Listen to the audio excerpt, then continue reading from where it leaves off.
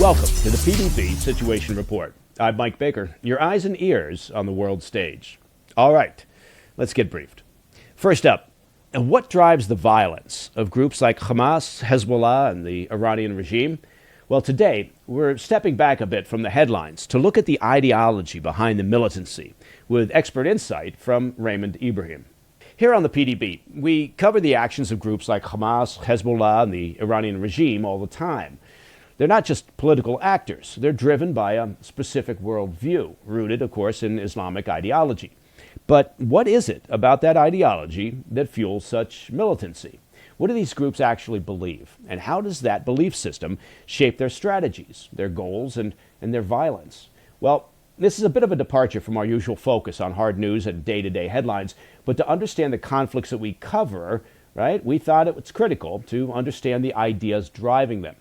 My next guest has spent years studying exactly that. Raymond Ibrahim is an expert on Islamic history and ideology and a former Arabic language specialist at the Library of Congress. He's best known for his 2007 book, The Al-Qaeda Reader, which offers a revealing translation and analysis of the political and religious writings of Osama bin Laden and Ayman al-Zawahiri. You can also find more of his work on his YouTube channel at the Holy War Channel. Raymond, thanks very much for being here with us on the Situation Report. We appreciate your time. Yeah, my pleasure, Mike. Good to be with you. Thank you. I want to start with a question that may seem odd, but it's for the benefit of our viewers. If you had a minute, if you got in an elevator and you had 1 minute based on all your experience and all your work studying Islamic history and ideology, and you had that 1 minute ride in an elevator and you had one person with you in there, what is it that you'd want to tell them about what you've learned, what you've studied, what you think? I'd want to tell them, I guess, what I assume they don't know. And I'm also assuming they're not Muslims. And I think I'd want them to know that this particular religion is unlike other religions. It's very political. It's very, in a word, tribal. It's us against them. You, as a non-believer, are a de facto enemy. And how they approach you as the enemy, there's different categories, different levels, but none of it is anything near or remote to what Western, standards of religious freedom approximate. So basically, it could be from fighting you to killing you to enslaving you to now's not the time and we can be your friend and smile in your face, but we have to do it later. And that's just, in a nutshell, that's the doctrine, that's the history, that's the current situation of Islam, despite what everyone says, mostly non-Muslims, actually. So, I want to expand on that if I could. I guess my question that I was about to ask. 1 minute, really short, kind of. Obviously exactly. No, we already got to the 30th floor in that elevator ride. So, but I want to now we're off the elevator. I want to talk some more about this. But I was going to ask you a question that, but I want to caveat it first, and then you'll understand why when I ask the question. Is that other religions, not just Islam, but you look at Christianity, right? There've been a lot of wars fought in the name of a Christian God, right? And a lot of violence that's been perpetrated in the name of that religion. So is it that there is more within Islam, that it's more prone to violence because of its doctrine and beliefs? Or you see what I'm saying? I'm struggling to answer to ask the question here. Yeah. I understand. The point you're raising has been raised countless times. That's one of the main responses. I would argue that Christianity, there's been wars in the name of Christianity. And, when you say that, immediately everyone, I think, is thinking of crusades. And we need to actually talk directly about that, because that's the opposite case. It was a defensive war. But overall, the ultimate point that I'm trying to say is, I'm not interested if a person today goes and shoots up a mosque and says, I'm doing it for Jesus. What I'm interested in is, can they actually trace it doctrinally and justify it? And the bottom line is, a Christian can't justify it. Muslims can, because Islam, the Prophet, all the jurists and it's too long to get into the jurisprudence of Islam, but they're all agreed to what I had said, which is that the kafir, the infidel, the non-Muslim, is the de facto enemy who must, one way or another, be fought, subjugated. Okay, it's all over in the Quran. It's all over in their, again, we can get into their technical names, the hadith and the tafsir, etc. So it's all part of the religion. So to me, that's very much different than saying a Buddhist decides to blow himself up and kill people, and he screams Buddha. Yeah, he can do that, but that doesn't. He can't really justify it. And the same with Christianity, whereas Islam abundantly justifies it. And as far as the the Crusades, because I think what you had just said, which is there's been violence and war in the name of Jesus and Christ. Yeah, and that's usually the Crusades. But those are so much misunderstood that so much of my life work has become correcting them, so people understand exactly what the Crusades were, which is they were completely defensive. These were defensive wars. So the best you can say is that they accorded with just war theory, which was and should still be a Christian thing, at least in the pre-modern medieval era. Just war was taken for granted. You can always fight if it's in defense. And the Crusaders were actually defending and trying to liberate formerly conquered Christian regions, which is the entire Middle East and the Holy Land, of course, and the persecution of Christians. So again, even the Crusades, which is sort of the creme de la creme of an example of evil Christians misusing Christ's name, was perfectly done in accordance with just war, and it's nowhere near what we're talking about, which is the sort of offensive war, jihadist imperative, which is part and parcel of Islam. So the wording that's developed over the recent times, I'd go back to, as a convenient point, let's go to 9/11, right? But typically you get these phrases: radical Islamists, radical Islamic group, right? Whether they're referring to Al Qaeda or Islamic Jihad or whomever, ISIS. So is that a misnomer? Is that it's not so much that they're radical; they're following early doctrine or ideology? Yeah, I on the one hand, I agree there needs to be a distinction that we can't just label every single Muslim under one thing.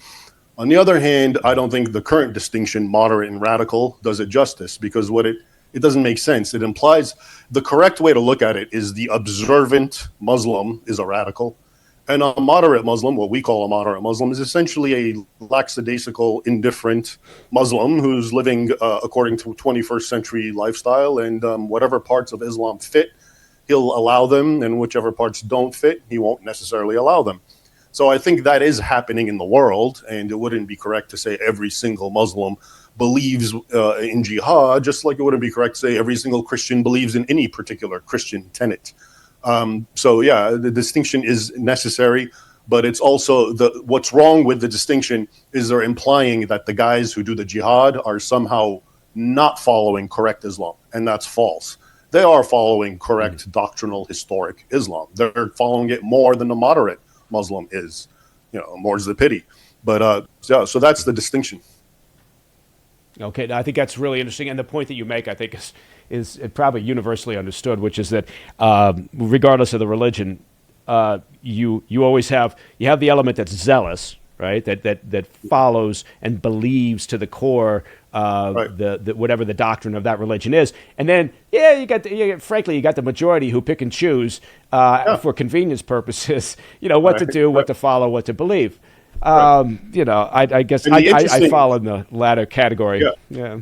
And the interesting, thing about this is, if I may just end it, because I think you'll like this particular aspect. But when you look at a fundamental Christian, they're the opposite of a Muslim. They're supposed to be kind and turning, friendly and loving, and that's because they're following the scriptures so closely. But when the Muslims follow their scriptures so closely, and most Westerners don't know that, but their scriptures are full of pure intolerance, pure violence, pure what we would call today toxic masculinity, patriarchy, misogyny. All of that is in there. So if your life is all about trying to emulate what's written, the way, let's say, a Christian is trying to follow the Bible, it's ironic because you're going to have antithetical results which reflect the antithetical nature of the two scriptures. So let me ask you this. This would, again, would sound like a simplistic question. I realize that. But if you have an observant Muslim, as you call him, at his core, and this is, again, maybe too simplistic, at his core, what does he believe? Well, if you want to at least call yourself a Muslim, they're supposed to believe what's called the five pillars of Islam, and these are like the most basic fundamental beliefs. One is, of course, that there's only one God and Muhammad is his prophet, meaning that, whatever revelation Muhammad gave, that's what we follow, which is the Quran, the Hadith, the Sirah, etc. And then there's the prayer. You have to pray 5 times. There's the fasting. There's zakat, which they translate as alms. And here's another perfect example. So the zakat, and there's pilgrimaging to Mecca, but the zakat, just to give you an idea, it's supposed to be alms. That's how if you speak to someone and they translate it to you, they'll tell you, look at the good side of Islam. They give charity, which is true. But most people don't know that actually, according to Islamic law, this charity can never go to a non-Muslim. Again, underscoring that the non-Muslim is the enemy. Why would I give him money? Unless it's in the context of trying to cajole him and win him over to Islam. Then you can sort of, give money and make contributions. But again, so I'm just showing you how even this one aspect that people think is a good aspect itself is reflective of the intolerance and divisiveness that I was mentioning in Islam. Okay, no, that's actually fascinating. Raymond, a long list of additional questions, but we have to take a quick break. So if you could stay right where you are, we'll be right back shortly with Raymond Ibrahim and more of the PDB Situation Report. Don't move.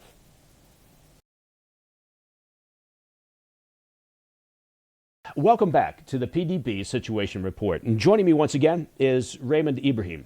You can find more of his work at the Holy War channel. That's on YouTube. Raymond, thank you very much for sticking around. I want to pick up our conversation. And again, this probably is a very open-ended question with a lot of running room here. But the progressive left, right, seems, maybe I'm going to phrase this wrong, but seems enamored with Islam. Right? And I mean, I've had conversations with a variety of fairly hard left liberals, and they espouse this idea that Islam is the religion of peace, and they're very they just seem unaware, perhaps, of the actual doctrine. And in particular, I suppose you could look at recent protests over Israel's actions in Gaza. And I actually walked through a protest in New York at one point, and there was a Queers for Palestine sign that was being held up. And I thought, well, that's an unusual thought. What is it about? Is it just a clever disinformation campaign on the part of some in the Muslim community? No, actually, I would say the Muslim community is by and large very vocal and upfront about its beliefs. Of course, you have the ones who are engaged in what's known in Arabic as taqiyya, which is basically diplomatic outreach, if you want to call it that way, that conceals their true intent. But I'll give you a perfect example. Somewhere in it's called Hamtramck, I think, Michigan. And it's now got the law. The city, it has more Muslims, more than 50% of the population is Muslim. Okay, and apparently the left, as you call them, were very supportive of the immigrant Muslim incoming community, and they always catered to them in any way, shape, or form. And then once the city council became Muslim majority, they canceled all the homosexual stuff, the so-called pride stuff. And the left felt betrayed, and they even, we helped you out. How could you do this to us? So there's definitely that dynamic always at work, which is you have foolish leftists doing whatever they can to empower this particular creed that actually hates them and very openly says it hates them. And when they come to power, it shows it hates them. Okay, so I think ultimately this, what we call the left is. Why they do this or why they would cater to Islam. It's more a reflection of the old maxim, the enemy of my enemy is my friend, and they just ultimately hate Western civilization. They hate Christianity. They hate morality. So they're going to try to buttress it with anything they can. And why not? Why not all of that's original enemy, which is Islam, from a historic point of view? So I think that's really what's going on here. They just, to spite, everything that's traditional or Christian or moral, we are going to help the Muslims that everyone hates because they're Islamophobes, etc. Okay, but as you say, gays for Palestine. Are they not aware that according to Islamic law, Muslim homosexuals get stoned? That's why they throw them off the roof, because that's an approximation of stoning, because you fall on the pavement and you die by the stone. That's the logic. It's based on the Sodom and Gomorrah idea. So yeah, but I mean, I have to also get this off my chest. I hate the word the left. Because it really legitimizes something that should not be legitimized. When we say left, we have in our mind some constructs: right, middle, left. Middle is supposedly objective, right is conservative, left is liberal. But what we're talking about now is pure insanity. Okay, the left is for example, says there's no genders, or there's 1,000 genders. That sort of thing should not be given respectability by being called left, because it actually puts it on a political spectrum. It needs to be called for what it is: insanity, stupidity, or even worse. And so I think once we do that, because there's also a war on words, and when we use these words, we actually legitimize and play their game, even inadvertently. So I think we should also be cognizant of how we start labeling things. I take your point. And I've never. I guess I've fallen into that trap. A lot of people have. I use it too all the time. I know. I mean, what else? Yeah. What else am I going to say? That's the only word people use. Yeah, well, that's the problem. Yeah, it's convenient. Yeah. It moves the conversation along because people understand the phrasing, I suppose. But let me ask you about this: the concept of expansion, the concept of recruitment, of proselytizing, of converting. Is that baked into the ideology? I mean, so and to what degree is that an element of, if you look at Europe, for example, I'm a dual British citizen, U.S. citizen, and in London, for example, there's a fair amount of back and forth right now over the degree to which their open policies over the years have created an atmosphere, right, where London, in the words of a lot of people, London's not London anymore, or the UK is not the UK, or France, or whatever. But and so that's led to sort of this leads to the concept of, well, but it's part and parcel of the plan. They're slowly taking over. I mean, how do you address that? Well, okay, so it's actually a good question. So jihad, which is again a doctrinal aspect of Islam, which is jihad isn't about forcibly converting people. It's about gaining governance all around the world and enforcing Islamic law. And then within that, you can, for example, if you're a people of the book, if you're a Christian or a Jew, you can keep your religion, but you have to pay tribute, and essentially you become a second-class citizen. Okay, so you lose a lot of your rights. Okay. And if you're a pagan, or you just get butchered or convert. That's the classic understanding of Islam. But within that whole view, there's different forms of jihad. So remember, the word jihad, a lot of apologists will tell you, it doesn't mean holy war. It means to strive, to struggle. And they're correct. That is the Arabic meaning of the word. But in a way that actually really makes it worse, because it shows you, it underscores again how multi-tentacled the idea of jihad is. It's not just limited to warfare, even though that has been its primary expression historically. So there are categories of jihad. There's the jihad of the tongue, jihad of the pen. This is propaganda, lying, or pen. So you're propagandizing on behalf of Islam to help empower Islam vis-a-vis the non-Muslim, let's say Europe. There's jihad of the money, which means you contribute, you pay money to the propaganda campaign, to the jihad groups. You're a rich Saudi. You don't have to actually engage in it, but you contribute. And there's also, a little known, the baby jihad or the demographic jihad. And this is the idea of impregnating women, especially Muslim women, and having as many babies as possible and literally outbreeding the infidels. And that's what's happening, especially in Europe. And Muslims have said this multiple times. They boast about it all the time, going back decades. Muammar Gaddafi of Libya once talked about how that's going to happen in Europe, and lo and behold, it is happening. You have all these major capitals. I think London is one of them, where the number one name of newborn baby boys is Muhammad. Okay, and this is not just in the UK. This is all throughout. So it's not all about converting. But of course, Muslims will try to convert you as well, and there's brownie points in it for them. But it's about gaining power.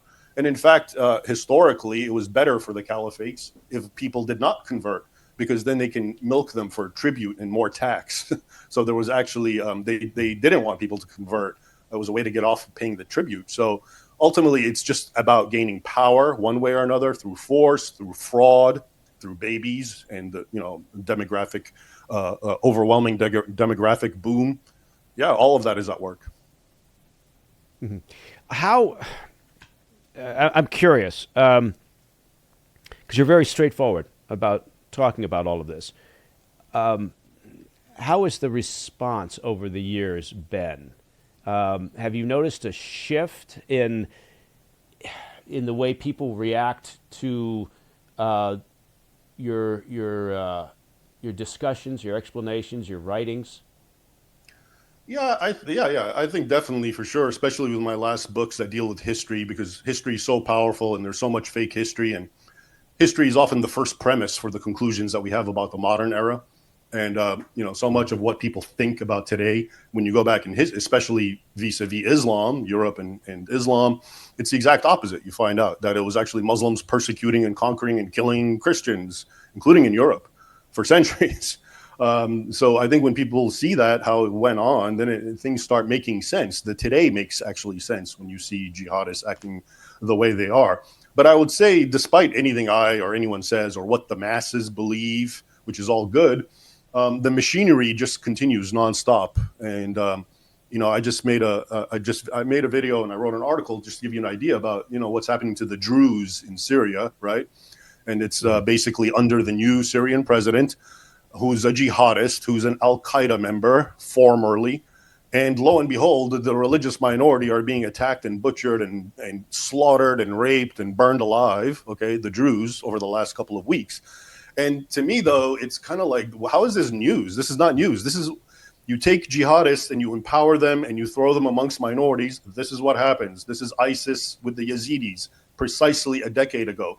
And, and at the time, Donald Trump used to accuse Obama, rightfully so, of being the founder of ISIS. That's actually what Trump multiple times referred to Obama. And I'm wondering, well, what are you the founder of, Donald Trump? Because you just said that guy, Ahmed al-Sharaa, the new president, the Al-Qaeda guy of Syria, he said he's a great guy. He shook hands with him. He's easing sanctions with him, patting him on the shoulder. And this guy is committing a genocide. So to me, it's just become very tiresome. It's the same mechanism. The U.S., the West, helps jihadists. They end up killing everyone, and then they turn around and bite the hand that fed them and attack the U.S. And we're supposed to offer analysis about this every other year when it keeps happening nonstop. So to me, frankly, it's getting sickening. So yeah, I think a lot of the people, their eyes are opening, but the leaders and the powers that be are just they're staying the course no matter what. Why, and I want to be mindful of time here, but to pick up on your point, why do you think that is? Why, when you say the leaders of the Western nations help jihadists, why? I try to, simplify things. And to me, it's either sheer naivety and stupidity and whatever, or it's something diabolical. I'm pretty confident it's the latter at this point, because you can't be that naive and that stupid year in and year out, decade after decade. This goes back to Ronald Reagan, when he was helping the Mujahideen, Al-Qaeda, against Russia in Afghanistan. They came back and attacked us in 9/11.